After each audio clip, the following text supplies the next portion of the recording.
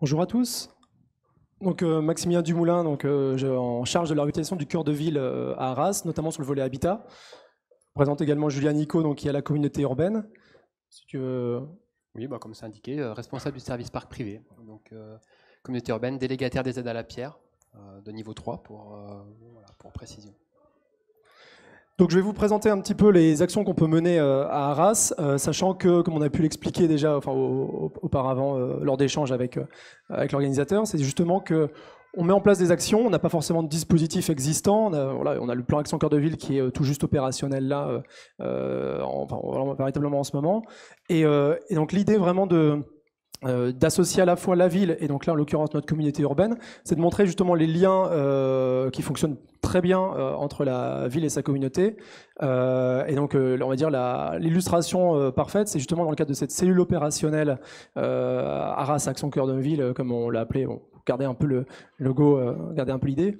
C'est justement donc le recrutement d'un agent CUA, mais qui est chez nous en mairie, que la mairie en fait soit vraiment l'entrée, qui est une seule entrée pour faciliter, parce qu'on est bien au courant qu'au niveau des démarches, etc., c'est toujours un peu compliqué.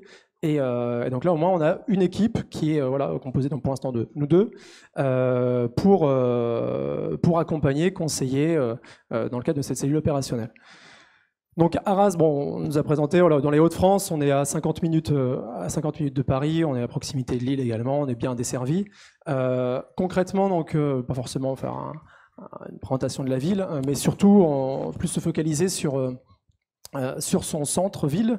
Alors moi, comme je vous l'ai dit, je suis plus concentré sur le volet habitat. Donc j'ai un collègue qui est service commerce, qui n'a pas pu venir aujourd'hui, mais qui pourra évoquer par la suite, lors d'autres interventions, l'action sur le volet commercial. Je vais en présenter plus un contexte du commerce, et notamment après par rapport à la rue Saint-Aubert. Donc véritablement à Arras, on a l'hypercentre avec ses deux places baroques flamandes tout à fait splendides, c'est mon avis. Et véritablement, en fait, ce qui est assez important, c'est que la municipalité a mis en place justement donc, une piétonisation sur la place des Héros, juste en face du Beffroi. Et on peut constater vraiment cette effervescence et cette belle ambiance tous les jours de l'année, qu'il pleuve, qu'il fasse beau. Et ça fonctionne très bien. Et c'est vrai que l'illustration aussi qui est intéressant. Bon, là, on a beaucoup de monde avec les extensions de terrasse. C'est notamment donc, les enfants qui courent sur une place qui est sécurisée, qui est protégée, avec justement donc, ce patrimoine architectural qui est splendide. Donc l'hypercentre se concentre autour de ces deux places. Donc là, ici, la place des Héros, la Grand Place, donc avec le même type d'architecture. L'occupation est complètement différente. On a un parking géant souterrain et sur les pavés pour la Grand Place, pour l'instant. Et on a une troisième place, la place du théâtre, où le commerce fonctionne aussi relativement bien. Donc ici, c'est surtout sur les deux places, donc principale Grand Place, place des Héros, des métiers de bouche, donc restauration, café, bar, qui sont présents. Après, on a des rues piétonnes plutôt prêt-à-porter. Enfin, on va retrouver un peu toutes les autres typologies de commerce. Et on a plusieurs séquences véritablement après sur les axes commerçants quand on s'écarte un petit peu de ces places. Donc sur cette carte, on repère donc les commerces occupés en vert et les commerces vacants du centre-ville. Donc ici, donc les fameuses places. Place des Héros était prise la photo juste avant, la Grand Place, la rue de la Taillerie qui lie, la place du théâtre qui est juste ici, donc avec le théâtre qui est là. Et on a donc ces axes commerçants qui vont lier ces différentes places. Donc ici, la rue de Lansorne, la rue Ernestal et la fameuse rue Saint-Aubert qui est ici. Et donc on constate un peu, c'est ce que principe de la main, c'est qu'on a vraiment la paume avec l'hypercentre qui fonctionne quand même relativement bien. Et que derrière, après, au niveau des phalanges, on a un essoufflement qui existe depuis un moment. Enfin, je vous montrerai par la suite des petites photos historiques de ces rues. Donc au niveau de ces commerces, ce que je vous disais, donc, par rapport à la rue Saint-Aubert qui est ici. Donc au niveau de cette carte-ci, ça représente vraiment les logements qui sont vides, vacants, ainsi que certains commerces. Donc au niveau de la légende, tout ce qui est que les points verts correspondent en fait à des étages qui sont vides, parce que forcément on a des rues commerçantes très anciennes. Donc la rue Saint-Aubert, tout cet axe ici, en fait, rue Saint-Aubert, rue Ernestal, rue Gambetta qui mène ici à la gare. C'est le plus vieil axe de la ville, qui existait déjà depuis l'installation, enfin la création de la ville avec les Romains. Et en fait, on a ce maillage ici avec des façades qui sont relativement étroites, et donc forcément, on a ces problématiques-là avec un commerce qui fonctionne au rez-de-chaussée, mais malheureusement pas d'accès indépendant et on n'a plus de commerçants qui exercent et qui habitent aux étages. Donc forcément, on a énormément en fait d'étages qui sont vacants ou bien à usage de stockage ou parfois uniquement, enfin voilà, inexploités. Et après, bon, au niveau des autres petits points, on a donc en bleu, c'est en l'occurrence donc un immeuble mixte qui est vide, donc à la fois le commerce et les étages. En rouge-rose, donc des immeubles d'habitation qui sont entièrement vacants. Et après en orange, bon, j'ai représenté notamment pour la rue Saint-Aubert, bon, on a eu sur la carte juste avant, donc les problématiques de commerce entièrement vides. Donc on voit quand même que on suit, enfin là directement sans vous présenter, où sont les axes commerçants, on peut les percevoir tout de suite. On a les rues piétonnes ici, et après l'axe principal commerçant ici en plus des places. Donc voilà au niveau donc, de cet observatoire des logements vacants. Donc la rue Saint-Aubert, les hauts de la rue Saint-Aubert, c'est vraiment la partie qui va nous intéresser. Quelle action on peut mener? Donc petit retour en arrière assez intéressant, enfin, en tout cas moi au niveau de l'accompagnement, du conseil que je peux donner aux propriétaires ou aux investisseurs. On part vraiment de ce qui existait avant, et imaginez un peu, que ce soit pour des rénovations de façade, pour des propositions, on part vraiment de ce qui se fait avant pour pouvoir proposer la meilleure rénovation possible. Donc voilà, une petite photo de la rue Saint-Aubert au XXe siècle. Donc ici on est sur on est sur une séquence, en tout cas en termes de commerce, qui fonctionne encore aujourd'hui. C'est assez vivant. Ici, on est sur une partie beaucoup plus déserte pour la rue Saint-Aubert. On est vraiment sur les hauts de la rue Saint-Aubert. Et après, bon, une petite illustration justement des activités qu'on pouvait avoir à l'époque, vraiment très de proximité. Et aujourd'hui, en fait, ces commerces-ci n'existent plus. Et en plus de ça, vous le verrez sur les photos qui suivront, la devanture est pas géniale. Mais on a quand même un accès indépendant. Voilà, donc un petit zoom sur la partie haute de la rue Saint-Aubert. Donc la place du théâtre est ici, pour vous repérer. L'abbaye Saint-Va et la cathédrale juste ici. Donc on est vraiment dans le centre-ville. Et on a plusieurs séquences. On a une première séquence ici, donc entre la place du théâtre et la rue des Agages, rue du Général Barbeau ici, où le commerce fonctionne plutôt bien. Ensuite, on a une seconde séquence qui est relativement courte, mais entre ces rues et ici la place du Védamin, une des plus vieilles places de la ville. Et ensuite une dernière séquence. Ici, on peut constater donc avec beaucoup d'immeubles vacants, enfin immeubles mixtes vacants. Donc juste sur cette portion-là, on a à peu près 35 situations de vacances. Je l'ai dit, donc 16 immeubles mixtes, 18 commerces vacants. C'est assez important. Et en fait, toutes les actions qu'on peut mener, c'est juste stratégiquement parlant, c'est vraiment principalement sur cet axe-là. Alors on s'occupe évidemment de tout le cœur de ville, mais vraiment la partie la plus dégradée et celle qui ressort très, très régulièrement est vraiment cette partie de la rue Saint-Aubert. Donc voilà, donc quelques petites illustrations pour expliquer un petit peu donc la séquence dynamique. Ici on a des commerces, un peu tout type de commerce, des pharmacies, on a des agences immobilières, après on a du prêt-à-porter, on a des snacks, etc. Bon, on ne va pas parler du volet commercial, mais voilà un petit peu, ça fonctionne plutôt bien. Ici donc on est sur la séquence, on va dire intermédiaire, qui est aujourd'hui en regain d'intérêt. Donc je vous montre rapidement, mais donc on a ici donc 6 pieds d'immeuble. Alors les photos, de mon point de vue, sont un peu sombres malheureusement. Pourtant, elles étaient claires. Bon. On a ici donc 6 pieds d'immeuble entièrement vides, dont ces 2 immeubles ici qui sont regroupés, qui sont entièrement vides. Et donc nous, les actions qu'on va pouvoir mener, c'est à la fois de pousser les propriétaires actuels à rénover, à trouver des locataires, donc on va les accompagner, et parfois aussi, on va un peu les pousser au cul, si je peux me permettre, pour leur faire en sorte qu'ils puissent vendre. Donc je vais expliquer un petit peu après comment on fait. Donc par rapport à cet axe, comme je vous disais, qui a un regain d'intérêt, un peu comme le principe de la main, c'est que le commerce se développe un petit peu plus loin que les places. Et donc là, ici, ça fonctionne encore. Là, aujourd'hui, plutôt pas mal. On a 3 implantations commerciales là, en 2019, implantations commerciales d'activité. On a un médecin ou un pédiatre, je ne sais plus exactement, qui s'installe ici. Normalement, on doit avoir un salade bar qui devra s'installer. Ici, à la place d'un ancien cash converteur, on a un coccinet de market, donc vraiment de l'épicerie vraiment très, très locale, qui va permettre de créer un peu plus de dynamisme. Voilà. Voilà une petite photo un peu récente justement de ce coccinelle qui s'est installé. Et là, par exemple, par rapport à cette implantation-là, dans cette rue qui est un peu tristounette, c'est le lien aussi qu'on peut avoir avec l'architecte des bâtiments de France, c'est de pouvoir jouer aussi sur la scénographie, sur les couleurs. Et donc là, avec l'architecte des bâtiments de France, pour justement un peu s'intégrer avec les bâtiments d'enduit, proposer, pourquoi pas, une devanture colorée qui va marquer sa présence et en même temps améliorer le cadre de vie. Alors, au départ, ils n'étaient pas forcément très... c'était du gris anthracite. Alors, pas très visible malheureusement, et donc là au moins en l'occurrence, donc il va ouvrir très prochainement, là il est en train de terminer les travaux. Voilà, donc toujours la même séquence en regain d'intérêt. On a donc des commerces, des immeubles complètement vides qui sont repris. Donc une implantation commerciale qui va ouvrir là au mois d'octobre, un immeuble vacant qui a été entièrement rénové avec des accompagnements financiers et conseils de la part de la communauté urbaine de la ville, de l'ANA également.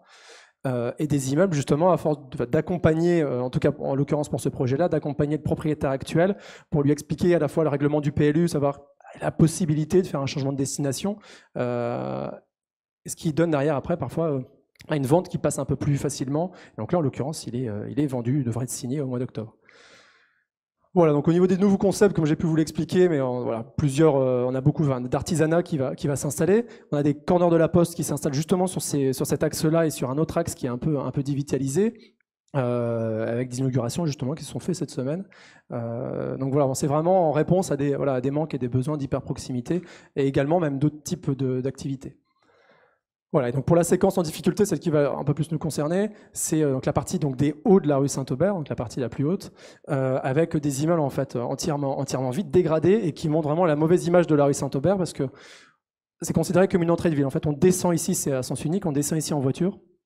Et on constate ces façades qui sont, bon là sur la photo on ne le voit pas forcément, mais des façades qui sont pas en très bon état. Là on le voit, il y a eu une opération vitrophanie pour justement donner un peu de qualité sur les façades, mais bon l'opération est déjà un peu plus ancienne, donc on a des façades assez dégradées. Donc par exemple cet immeuble-là est entièrement vide, cet immeuble-là est entièrement vide, celui-là aussi. Ici on a rez-de-chaussée vacant, etc. Et ici on a les étages qui sont vacants avec un accès indépendant. Donc voilà au niveau de cet axe-là. Et juste en face, également, on a ces problématiques-là d'immeubles vacants, avec le poissonnier qui est là depuis des décennies, qui fonctionne bien, mais bon, avec des pigeons, des façades complètement délabrées, pour son activité, c'est pas forcément génial. Donc là, c'était en 2018, et aujourd'hui, donc là, ça a été rénové. Le bâtiment ici a été racheté. Ça s'est fait très rapidement d'ailleurs. Donc on a pu accompagner donc la propriétaire dans le cadre de rénovation. Donc on l'a accompagné que ce soit auprès de l'architecte des bâtiments de France, dans les démarches réglementaires, dépôt d'une déclaration préalable. On y a ajouté aussi une petite touche de couleur aussi, encore une fois, par rapport à la scénographie. Et donc un accompagnement financier aussi de la part de la communauté urbaine dans le cadre d'un dispositif des logements vacants qui aujourd'hui la mute avec le projet Action Cœur de Ville, et des accompagnements de la ville d'aide à la rénovation des façades. En fait, ce sont des dispositifs qui existent sur le territoire. Voilà, donc un immeuble rénové et occupé. Il y a eu 3 visites, 3 studios, 3 visites, et c'était déjà loué. Donc voilà, donc les projets de requalification, je vais vous les présenter juste après. Donc on a le 121 de la rue Saint-Aubert, le 111 et le 25. Voilà, donc pour la rue Saint-Aubert, comme je vous l'ai expliqué, on a des immeubles entièrement vacants qui sont très dégradés. Et donc qu'est-ce qu'on met en place véritablement ? La communauté urbaine, avec le dispositif de lutte contre les logements vacants, octroie une prime justement pour réaliser une étude de faisabilité, pour aider à la décision. Voilà, ça nous permet vraiment aux propriétaires actuels de savoir ce qu'il a la possibilité, est-ce qu'il rénove, est-ce qu'il vend. Mais ça, c'est vraiment un élément qui est déclencheur aussi de possibilités. L'immeuble, donc le 111, dont je m'arrêtais une petite minute, c'est justement un de ces projets-là avec une requalification de rez-de-chaussée. C'est que c'était auparavant un immeuble donc avec un commerce au rez-de-chaussée, des étages qui étaient occupés par le commerçant, il y a bien longtemps déjà. Et aujourd'hui, justement, donc on les a accompagnés encore une fois dans les démarches auprès de l'ABF, etc. Et considérant en fait le plan local d'urbanisme, on a la possibilité dans ce secteur-là de faire des changements de destination. Donc on a pu informer directement le propriétaire, l'acquéreur, qui a pu réaliser qui est en train de réaliser d'ailleurs un beau projet création de 6 logements étudiants, et le rez-de-chaussée du coup devient un espace commun de salon, salle à manger, cuisine pour ces chambres étudiantes. Je vous disais tout à l'heure par rapport à on pousse un peu, on marque un peu à la culotte les propriétaires, c'est qu'en fait avant que cet immeuble-là soit vendu et là en cours de rénovation, il nous a fallu quand même déjà plusieurs années, facilement plus de 2 ans, pour bouger les propriétaires pour qu'ils puissent rénover ou vendre. Donc on les a poussés, à force aussi, on brandit aussi certaines procédures pour les faire un peu bouger, donc eux n'ont pas forcément le temps ni l'argent pour faire. Et au final, ils ont enfin mis en vente. Le mois d'après, avec quelqu'un qui s'était positionné, une semaine après, je recevais le nouveau propriétaire qui dépose, le futur propriétaire, qui déposait toutes les demandes, et ça s'est passé très vite, et donc là c'est en cours de rénovation. Donc voilà par exemple un exemple de requalification. On accompagne véritablement le privé. Et on accompagne également financièrement pour des aides à la rénovation des façades, pour des accompagnements justement dans le cadre du dispositif de lutte contre les logements vacants. Ici, pour cet immeuble, donc le 113 de la rue Saint-Aubert, on est en train de l'accompagner. C'est un immeuble qui est dégradé depuis très longtemps, un propriétaire qui nous dit depuis très longtemps qu'il va faire.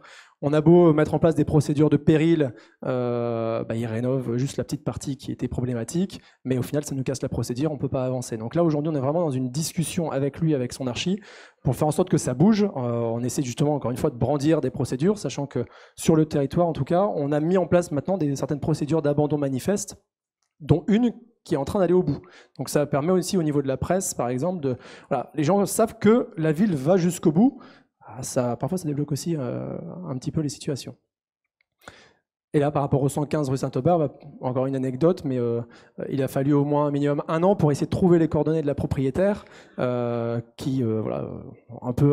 essayé de faire un peu de détective privé sur Facebook, etc., sur Internet, d'aller trouver un petit peu les coordonnées, et ça a débloqué, on a enfin eu toutes ces coordonnées, et normalement, je suis censé visiter le bâtiment très prochainement pour pouvoir faciliter en fait les liens entre la propriétaire actuelle et les potentiels acquéreurs parce qu'elle souhaite vendre. Ouais, j'ai quasiment terminé. Et donc voilà, donc au niveau d'autres secteurs, donc une autre qualification, notamment ici sur le 121 rue Saint-Aubert, un rez-de-chaussée commercial, autrefois commercial, qui a donc subi un changement de destination également. Et le projet, alors pas forcément encore très clair, mais ce serait du logement ou potentiellement de l'hébergement touristique. Donc on accompagne aussi, encore une fois, par rapport à l'architecte des bâtiments de France, on avait ce bandeau d'enseigne vraiment horrible, et en fait on a retrouvé derrière, on lui avait conseillé de retirer le bandeau pour trouver quelque chose, et on a retrouvé en fait ces arcades en grès qui vont justement pouvoir marquer l'entrée de la rue, et qui va permettre justement d'améliorer encore une fois le cadre de vie et d'inciter après d'autres propriétaires à acheter, à rénover. Voilà, et donc un dernier projet donc rue Saint-Aubert où on a pu également donc accompagner un très bel immeuble art déco. Problème, on a un commerce qui bloque vraiment tout le rez-de-chaussée.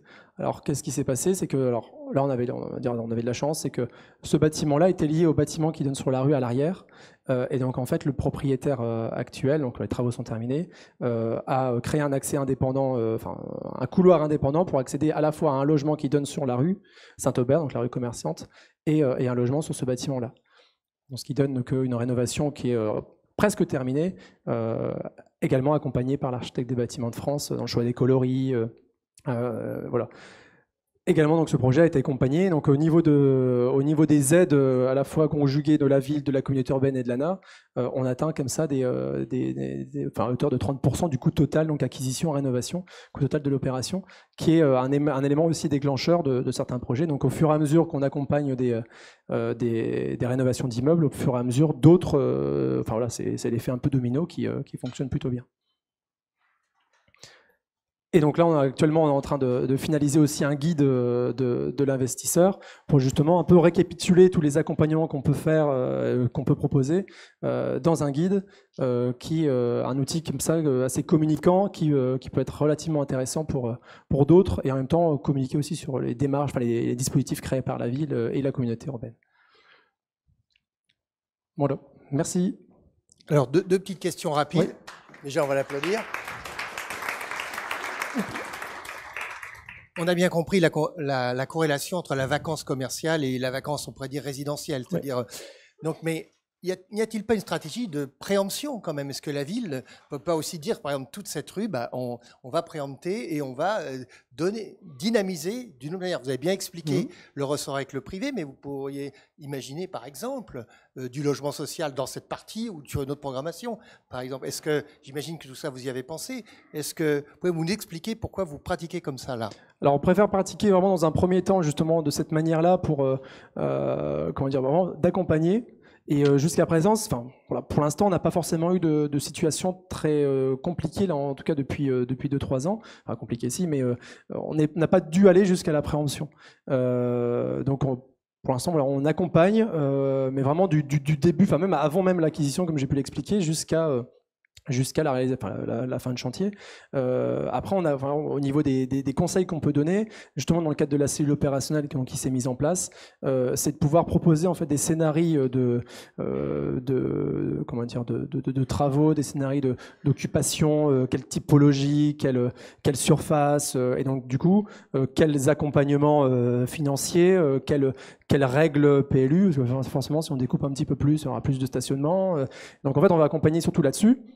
Donc jusqu'à présent, on n'a pas forcément dû faire de la préemption, mais évidemment, on l'a en tête, mais pour l'instant, ça fonctionne pas trop mal, de ce sens-là, vraiment d'accompagner et d'inciter. Autre question, vous avez beaucoup parlé de l'architecte des bâtiments de France, c'est de son rôle très actif. Ouais. Est-ce que ça va jusqu'à une charte des couleurs, puisque on pourrait dire très local, avec ce patrimoine magnifique que vous avez montré là, est-ce que c'est à l'œuvre ça? Est-ce qu'il y a une palette ou bien c'est au coup par coup? Alors concrètement à Arras, maintenant depuis début juillet, on a un site patrimonial remarquable.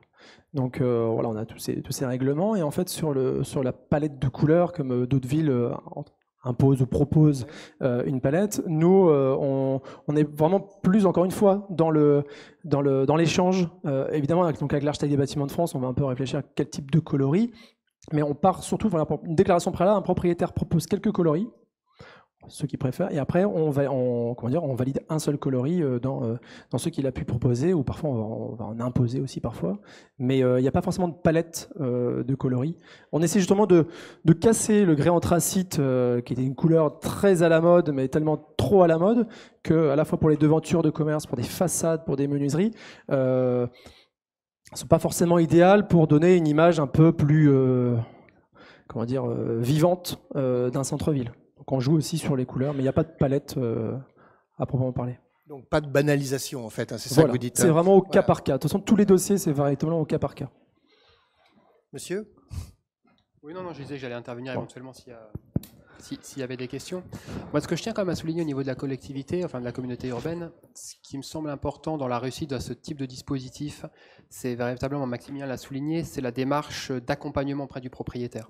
Pour la petite histoire, ça fait 3 ans, on a lancé il y a 3-4 ans un dispositif extrêmement incitatif d'un point de vue financier auprès des propriétaires pour être un élément enclencheur, en sachant que bien souvent, l'aspect financier est un élément important quant à la décision d'un propriétaire à investir sur un territoire.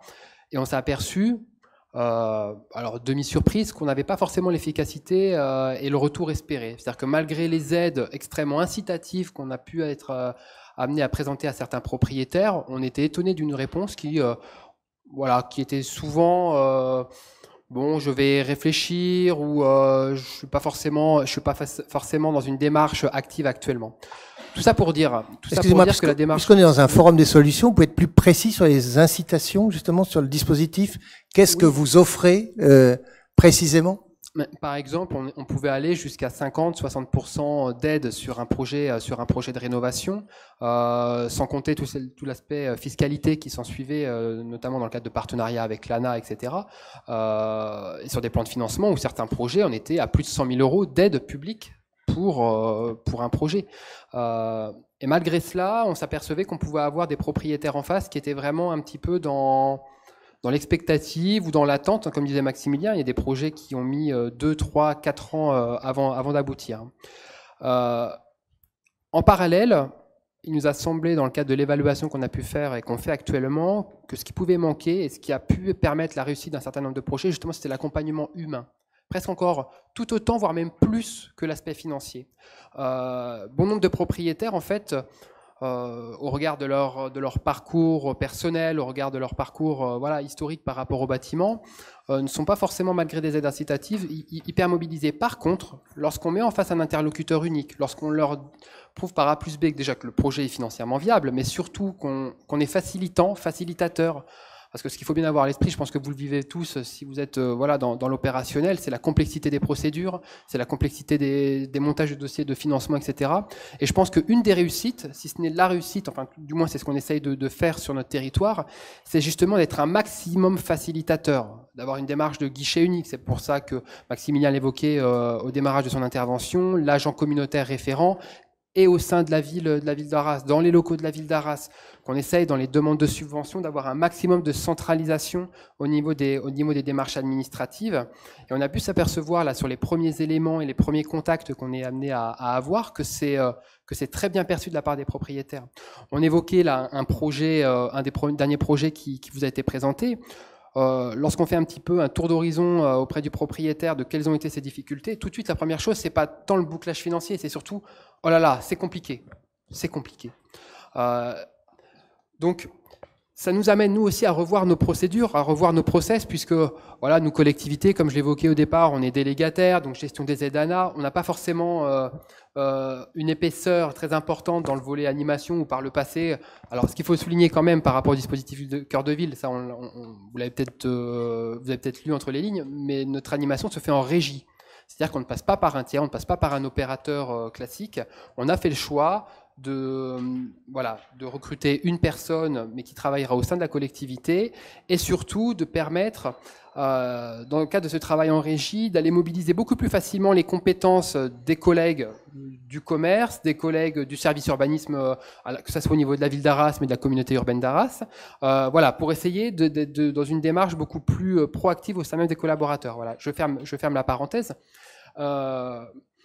Et pour revenir sur ce projet, c'est un projet qui est assez emblématique, parce que ce qu'il faut savoir, c'est qu'en plus, le propriétaire est quelqu'un d'assez averti de toutes les aides financières mobilisables, qui est extrêmement présent sur le territoire pour un certain nombre d'autres projets, et même lui disait que c'était vraiment compliqué. Et il a pu apprécier pleinement, il a dit, c'est ce qui aussi, pour moi, était extrêmement facilitant, c'est d'avoir un interlocuteur, d'avoir un visage, d'avoir le sentiment d'être véritablement accompagné par les propriétaires, par les collectivités.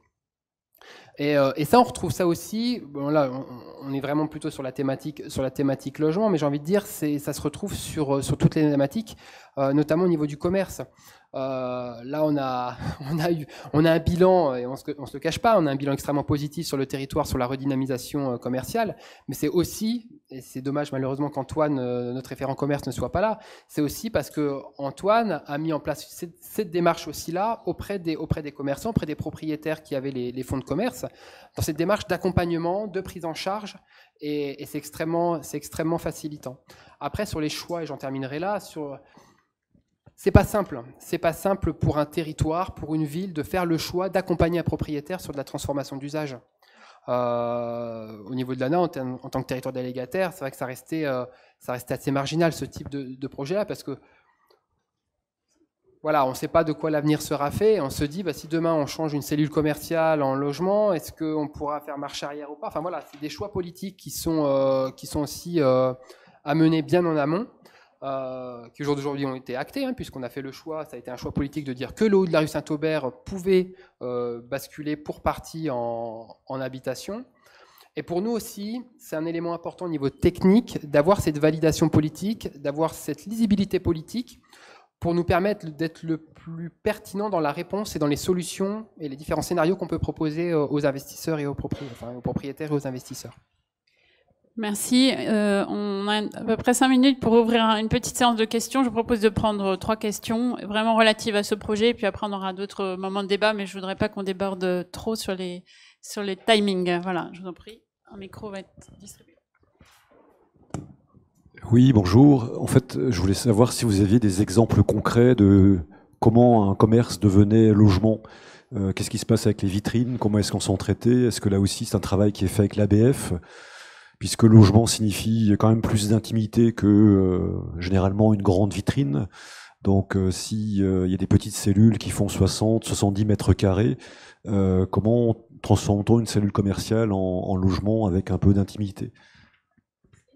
On va prendre 3 questions, puis il y en a 3. Oui, bonjour. Je voulais juste savoir quelle est la sociologie des habitants maintenant. C'est-à-dire quelle est la cible que les acquéreurs poursuivent en termes de logement, c'est-à-dire soit pour eux, soit pour la location. Enfin, il doit bien avoir une clientèle déterminée.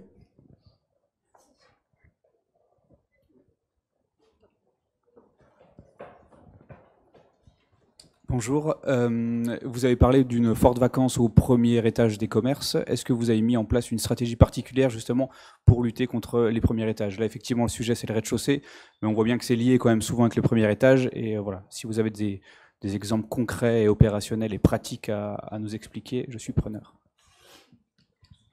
Une question.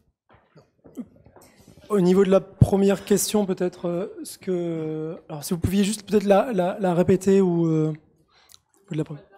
Oui, d'accord, merci.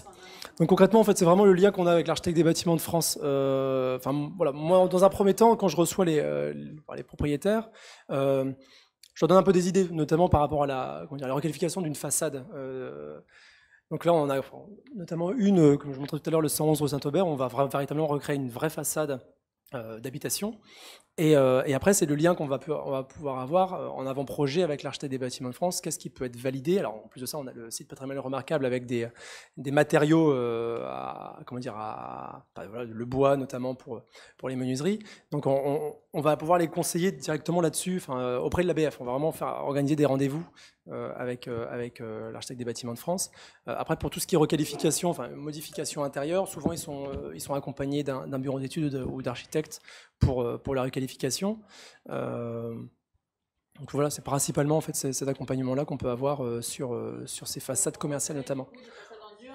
Voilà, principalement là, on recrée en fait un pied d'immeuble mais d'habitation, sans vitrine. Voilà. Alors on n'a pas encore une fois, on a des projets qui sont en cours, on n'a pas de projet terminé, mais on va recréer, voilà, on va conserver en fait ces travées spécifiques, on va créer une porte dans l'alignement, une fenêtre dans l'alignement, et là, en l'occurrence d'ailleurs pour ce projet-là, ce ne sera peut-être même pas d'ailleurs une fenêtre qui va suivre l'alignement des deux travées, ce serait peut-être un peu de street art, d'effet d'optique, enfin, j'ai perdu le terme. Un trompe-l'œil, voilà, qui permettrait de recréer cette fenêtre pour conserver cette travée, cette symétrie. Voilà. Alors, pour ce projet-là, en l'occurrence, ce que je vous disais, c'est que c'est un espace commun, donc ils vont avoir d'abord tout ce qui est abri vélo, local à vélo, local poubelle directement sur la droite, sous l'escalier. Et ensuite, petit espace salon, salle à manger, et après donc cuisine sur le fond. Sachant que pour ce projet-là, en plus de ça, il n'y a pas de façade arrière au rez-de-chaussée, un peu particulier. C'est le premier étage qui dispose d'une terrasse et d'un extérieur. Mais voilà. En tout cas pour ce projet-là. Après, pour tout vous dire, c'est ce que je vous disais, on n'a pas encore de projet terminé, donc voilà, ce sont juste un ou deux projets qui sont en cours. Il n'y a pas véritablement d'action. Peut-être juste pour préciser, les rez-de-chaussée aussi ne font pas l'objet forcément d'un logement. Ça peut permettre, on l'évoquait, les logements vacants aux étages. Ça peut permettre au projet le rez-de-chaussée, comme tu l'as évoqué, peut très bien permettre l'accessibilité aux étages avec la création en effet d'un espace vélo ou d'un espace local poubelle. Alors donc encore une fois, pour la rue Saint-Aubert, pour ces projets-là qu'on a pu présenter, donc pour le 111 encore une fois, c'est du logement meublé non professionnel, donc 6 logements, donc 2 par plateau au niveau des étages, pour des étudiants. Donc on a beaucoup de flux, on a beaucoup de lycées ou d'universités à proximité.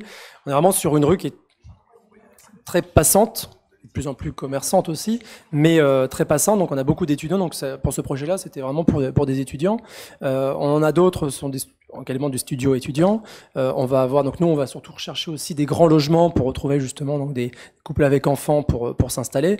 En tout cas, la plupart justement de ces accompagnements, et au niveau des aides qui sont octroyées, c'est surtout pour être propriétaire bailleur. Donc derrière, on va avoir donc ce que je disais pour les étudiants, on va avoir pour des couples avec les plafonds ANA, mais on va chercher surtout aussi nous de notre côté donc des grands logements.